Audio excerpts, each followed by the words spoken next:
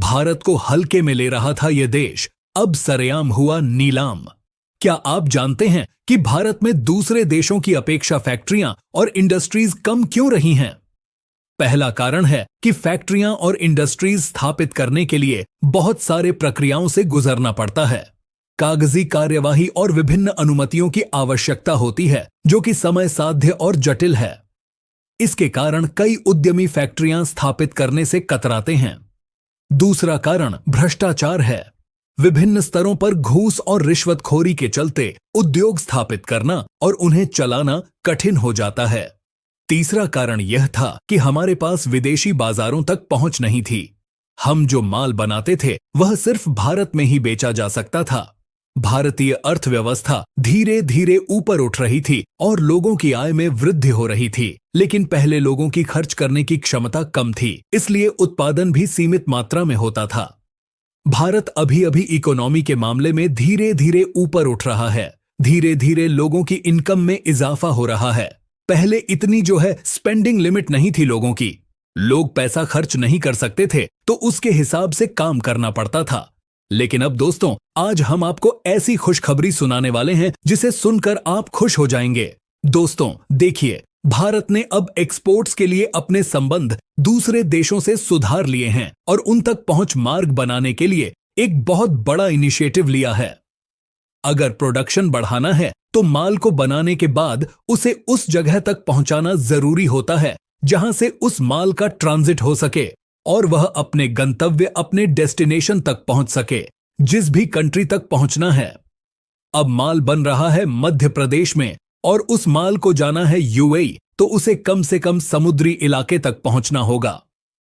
अगर समुद्री मार्ग डायरेक्टली उसके अप्रोच में नहीं है, कहने का मतलब यह है कि अगर मध्य प्रदेश में जिस जगह पर माल बन रहा है वहां से सड़क रेल मार्ग जो भी है वो नहीं है सीधा पोर्ट तक, तो उसको ज्यादा खर्चा करना पड़ रहा था उस माल की ढुलाई में। भारत की logistic policy national logistic policy से कहा जाता है। इसके तहत हमारा लॉजिस्टिक कॉस्ट दूसरे देशों की अपेक्षा बहुत ज्यादा है और पड़ोसी चीन, जो कि मार्केट लीडर बन चुका है मैन्युफैक्चरिंग सेक्टर में, प्रोडक्शन सेक्टर में, उसका जो लॉजिस्टिक कॉस्ट बेहद कम है।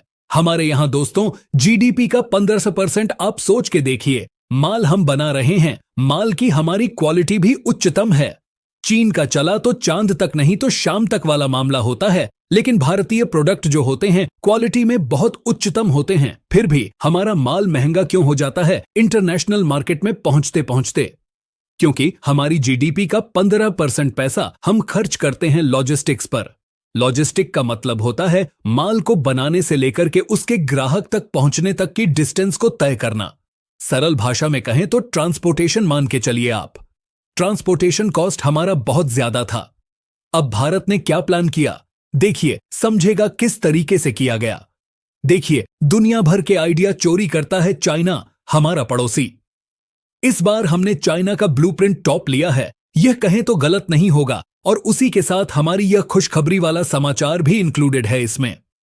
ध्यान से सुनिए, पहले भारत ने रेलवे कॉरिडोर, फ्रीट कॉरिडोर जिसे कहा जाता है, उसके निर्माण की योजना बनाई और उस पे काम चल रहा है।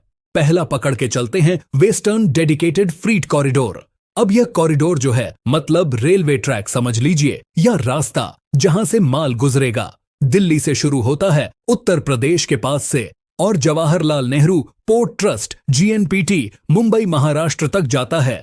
दिल्ली में जो है वहां से रास्ता शुरू होगा और वो सीधा मुंबई तक जुड़ेगा। अब इस रास्ते की वजह से माल की ढुलाई एकदम सुगम हो जाएगी। ध्यान से सुनिए, दूसरा है ईस्टर्न डेडिकेटेड फ्रीट कॉरिडोर, जो कि शुरू होता है पंजाब के लुधियाना से और पश्चिम बंगाल के दनकुनी तक जाता है। तो पंजाब का कनेक्शन सीधा पश्चिम बंगाल से। रास्ते में जो चीजें आ गईं, सब एक साथ कनेक्ट हो जाएंगी। इस रास्ते में भी आप प्रोडक्शन करेंगे, इस रूट पे ले जाइए, माल डालिए इस रूट पे और सीधा पहुंच जाएगा पश्चिम बंगाल के पोर्ट तक के।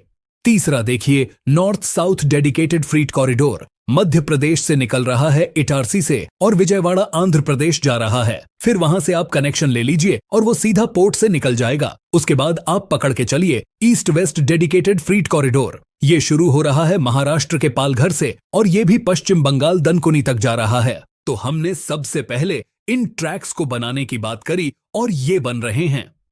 अब आप समझिए क्या किया चाइना ने। पिछले 3 दशक में जो काम किया है, उसने किस तरीके से काम किया है। उसने अपने पूरे देश में किसी एक इलाके को बड़ा प्रोडक्शन सेंटर नहीं बनाया। उदाहरण के तौर पर जैसे ग्रेटर नोएडा या दूसरे कोई इंडस्ट्रियल एरिया, हमने एक पर्टिकुलर एरिया में अगर ग्रोथ कर दी और बुलाया कि भाई यहां सारा पूरी फैक्ट्री दुनिया भर की रहेगी, तो इससे क्या होता है, दूसरे स्टेट्स, दूसरे रीजन में जो है डिस्पैरिज है डेवलपमेंट की।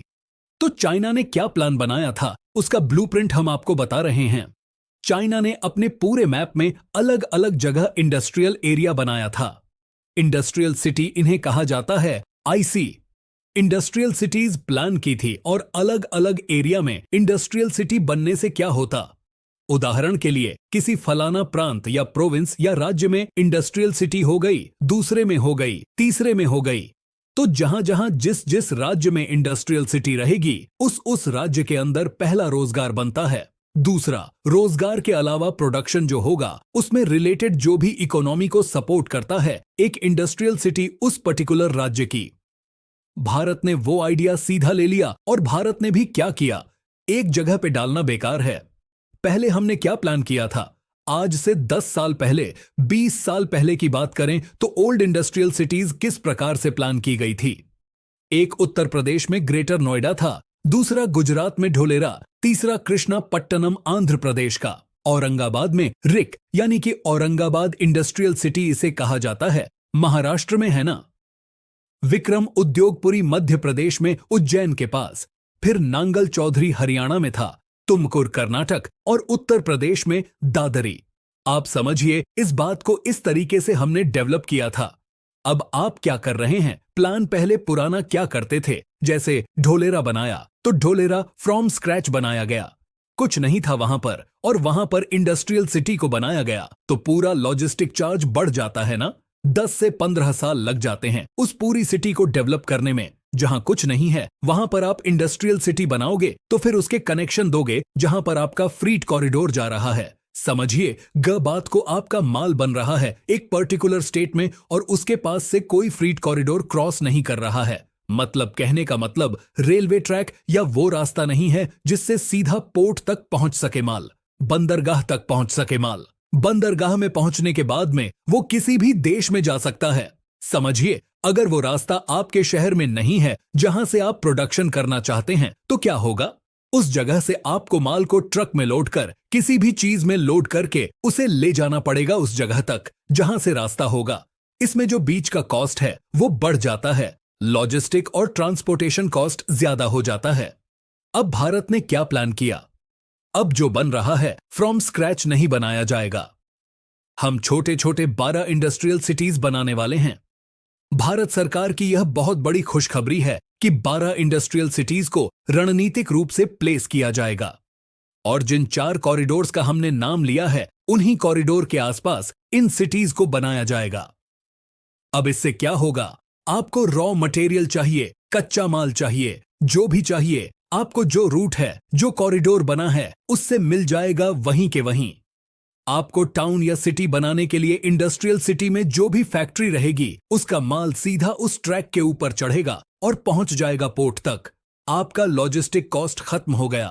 15% हमारी जीडीपी का पैसा हम सिर्फ माल की ढुलाई में खर्च कर रहे हैं, वो सीधा आधा हो जाएगा, 7-8% हो जाएगा और यहीं पर गेम है। भारत का माल सस्ता होने की देर है। चीन का माल सस्ता तो है पर उसकी क्वालिटी भी कम है। भारत की क्वालिटी अच्छी होती है और साथ में अगर हमने प्राइस को कम कर लिया तो इंटरनेशनल मार्केट में भारत का प्रोडक्ट हिट हो जाएगा और चीन से लोग कन्नी काटना शुरू कर देंगे। चीन ने कई बड़ी जियोपॉलिटिकल गलतियां की हैं जिससे बड़े बड़े देश अब चीन से दूरी बनाना चाहते हैं। लोग वहां से अपनी फैक्ट्री या मैन्युफैक्चरिंग हटाना चाहते हैं। ऐसी स्थिति में भारत अगर सही फैसिलिटी उपलब्ध करा देगा तो दुनिया भारत की ओर रुख करेगी। भारत में 140 करोड़ की आबादी है। अगर इस प्रकार की फैसिलिटी और इंफ्रास्ट्रक्चर भारत सरकार विकसित कर ले, जैसे कि 12 नई इंडस्ट्रियल सिटीज की बात की जा रही है, तो यह रोजगार के अवसरों में वृद्धि करेगा। इंडस्ट्रियल फॉर्मेट में जो रोजगार बढ़ेगा वह मल्टीप्लायर इफेक्ट से आगे बढ़ता चला जाएगा। यह एक बहुत बड़ी खुशखबरी है हर भारतीय के लिए और इसे शेयर करना आप सबकी जिम्मेदारी है।